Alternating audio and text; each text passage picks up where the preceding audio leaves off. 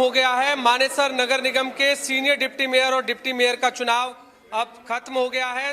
निर्दलीय पार्षद परवीन यादव जो वार्ड नंबर 12 से चुने गए थे, उन्हें सीनियर डिप्टी मेयर बनाया गया है। यानी भाजपा से की टिकट से जो चुनाव लड़े थे, उन्हें सीनियर डिप्टी मेयर का पद नहीं मिला है। निर्दलीय उम्मीदवार जो चुनावी मैदान में लड़े थे, जिनको वार्ड नंबर 12 की जनता ने चुना था, उन्हें सीनियर डिप्टी मेयर बनाया गया है। इसके अलावा वार्ड नंबर 2 से रीमा चौहान को डिप्टी मेयर बनाया गया है।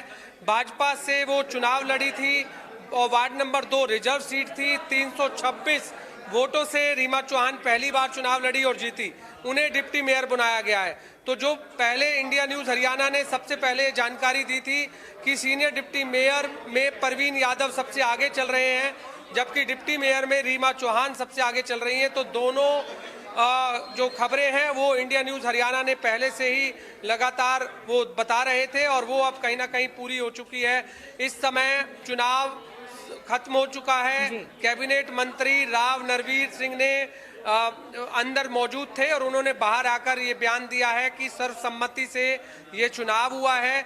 जो मानेसर नगर निगम में 20 पार्षद थे और एक पार्षद जो कि मेयर, 21 पार्षद टोटल वोटिंग में हिस्सा लेने थे, लेकिन केवल 12 पार्षद ही यहाँ पर पहुँच पाए, जो कि भाजपा के ही तमाम पार्षद थे। 7 पार्षद भाजपा के थे, 5 निर्दलीय पार्षद थे जो पहले से ही लगातार विदेशी यात्रा कर रहे थे, जो कह रहे थे कि तमाम भाजपा को 12 पार्षद वोटिंग देंगे, लेकिन वोटिंग की जरूरत नहीं पड़ी। बैलेट पेपर तैयार भी किए गए थे, अलग से बॉक्स भी अंदर लगाए गए थे, लेकिन जरूरत नहीं पड़ी, सर्वसम्मति से ही चुन लिया गया।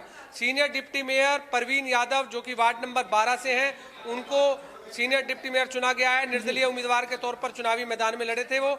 और वार्ड नंबर 2 से रीमा चौहान जो कि उनको डिप्टी मेयर चुना गया है। जो वक्त था, इंतजार था, वो खत्म हो गया है। मार्च महीने में मानेसर के चुनाव हुए थे। इस बार जनता ने इंडिपेंडेंट तौर पर मेयर चुना था, हालांकि उससे पहले पार्षद चुनते थे, लेकिन इस बार डायरेक्ट चुनाव हुआ था, इसलिए मेयर को जनता ने ही चुना था।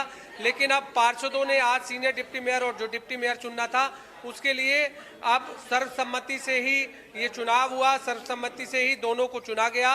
अब आगे जो मानेसर नगर निगम की डेवलपमेंट है, उसको लेकर के किस तरीके से काम होंगे, ये अब सवाल बना हुआ है।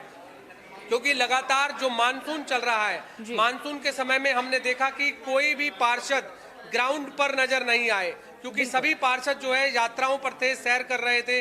कोई हिमाचल की वादियों में जा रहा था तो कोई नेपाल के पोखरा में जा रहा था। लेकिन अब वक्त है उनको धरातल पे काम करने का।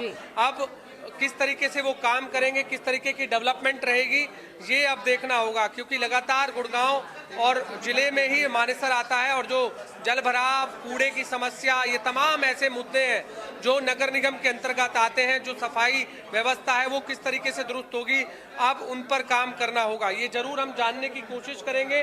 सीनियर डिप्टी मेयर और डिप्टी मेयर इस समय अंदर जो है वो सीनियर डिप्टी मेयर और डिप्टी मेयर मौजूद हैं। जैसे ही उनको पत्र दिया जाएगा, उसके बाद जो है वो यहाँ से बाहर आएंगे और फिर उनसे बातचीत करने की कोशिश करेंगे कि किस तरीके से